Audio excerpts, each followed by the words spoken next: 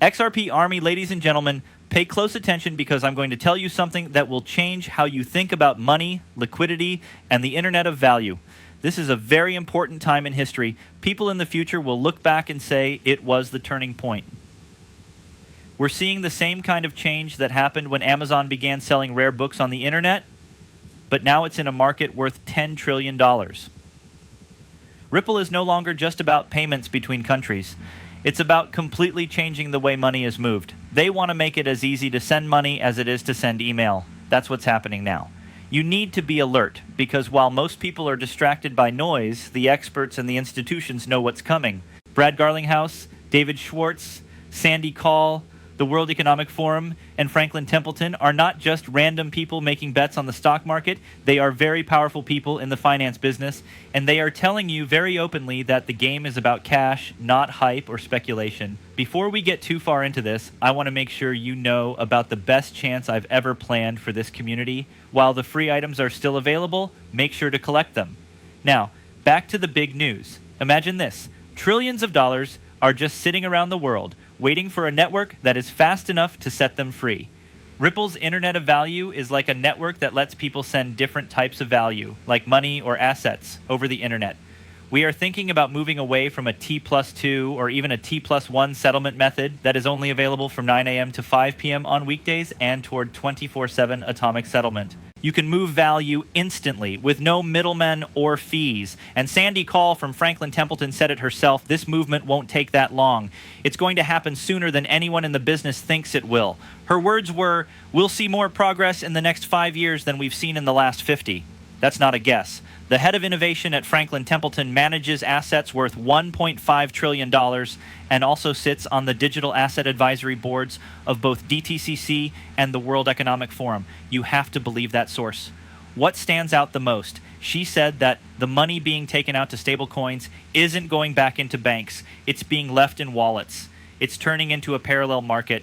That's the change. That's the sign. We have already gone past the point of no return. Let's connect this straight to what David Schwartz has been saying about XRP for years. A lot of people get this totally wrong. They believe that payments are cheap or expensive depending on the price of XRP. That's not right. David made it clear. When I buy a $1 million house with XRP, the price per unit only affects how many units I send, not the total amount I pay. XRP is worth the same amount of money whether it is $1 or $100, but there's a problem. The market cap and liquidity level are the important factors. If XRP is too low priced, the market capitalization is small, the buy and sell lists are thin, and any big trade makes the market react quickly. That means waste, loss, and slippage. When Bitcoin was worth $100, trying to move $1 million through it would have caused the price to rise on the buy side and fall on the sell side, with both sides losing money. This is why liquidity depth is so important. These days, Bitcoin is so liquid that you can move $1 million and not affect the market too much. And this is just why XRP needs to become more valuable. XRP needs deep funding pools in order to handle trillions of dollars in settlements. And the only way to get there is with a much bigger market cap. A higher price usually means a bigger market cap. You can buy and sell more easily with a higher market cap. XRP can be used at scale when it has more liquidity. Here are the numbers. It's not an opinion or a theory, it's just the economy of liquidity. If XRP stays at $5, it won't be able to make a dent in global payments because there isn't enough liquidity. At $100, you get to the level that the system can handle without crashing, even though trillions of dollars are settled every day. That's the plan David made years ago, and most people either didn't notice it or didn't think it was important. You heard Sandy Kaul say it was true. The movement of money and banking systems are changing faster than people realize. This is not a maybe. It's a fundamental fact that it will happen. Let's make this clear. Think about a market cap of $1 trillion for XRP. If someone tries to push through a $100 billion deal, that's 10% of the total market value of the asset. That makes cash less stable. If you scale XRP to a $10 trillion cap, that same $100 billion flow is just 1% of the market, which can easily take it in. That's how you grow your business so that it can handle funds from all over the world. Now, look at Bitcoin and see how it is different from this. The whole idea behind Bitcoin is gambling. Michael Saylor needs a bigger person to buy in later. That's not what liquidity is. That's an example of a bigger fool model. XRP, in contrast, is meant to make things easier for people who trade. It will live if it can do that. It's not just a good idea, it's a structural condition that needs to be met to support settlement. And that's the difference between Ponzi-style speculation and real usefulness. And if you think that's a brave thing to say, let me remind you, every day, $25 billion worth of transactions happen with both USDC and USDT combined. That's 400 times less than the amount of money that moves around the world and needs to be tracked. This is why XRP is a must. It has to be done. When Sandy says this, he means that we will witness all financial services moving to this new system, including things like credit creation, car loans, mortgages, and more. But you can't do that if you are holding trillions in security. You need a quick and easy way to get cash. That's what XRP can do. And for all of those people who are saying that the price isn't important, David said, a higher price tends to mean a higher market cap. A higher market cap usually means there is more liquidity. Look in the line spaces. For XRP to work, it needs to be expensive. Always. That's why I keep telling you to get ready for 100 XRP in your head. It's not a nice to have, but a must when the system grows. And that's exactly why organizations are quietly getting ready now. Put it in a stack. Now let's go back to the main point. Take a moment to think about what David said about open loops and closed loops. Ideally, I would be able to get paid in XRP, pay for my rent and food in XRP too. That is a closed loop. No need for cash outside the system, but we live in open loops until that world comes to be. My food store wants dollars, but Ripple might pay me in XRP. This means I need to be able to easily exchange XRP for dollars. And for that, you need cash. If the order books aren't thin and there's enough depth, I won't move the market when I make a change. And when you have an effect on the market, it's always working against you.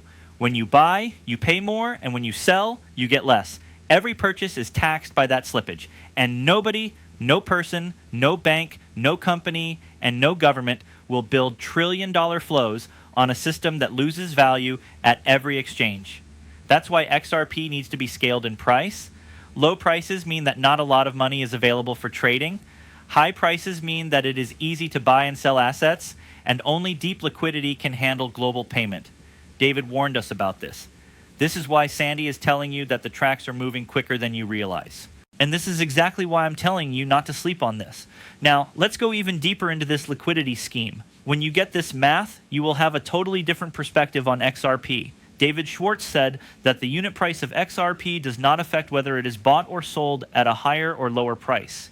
He was talking about the basis of what makes this currency different from tokens that are based on speculation. It isn't about the coins that are low priced. You don't need to own millions of tokens to be rich. It's about whether the system can hold up as trillions of dollars move across countries.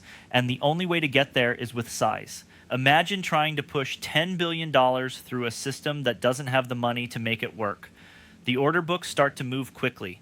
The loss makes things less valuable, and people on both sides of the deal lose. That can't go on. That's not what any big bank, central bank, or Fortune 500 company is going to use to build their infrastructure. But now think about what it would be like if XRP grew to be so big that a $10 billion deal was nothing. That's where we're going. And it's not only payments, it's commodities, bonds, stocks, derivatives, real estate titles, tokenized assets, and central bank digital currencies, CBDCs. Anything that can be digitized and moved right away will need liquidity lines that can really support it. Sandy Cowell said that was the reason we'll see more change in the next 5 years than we have in the last 50.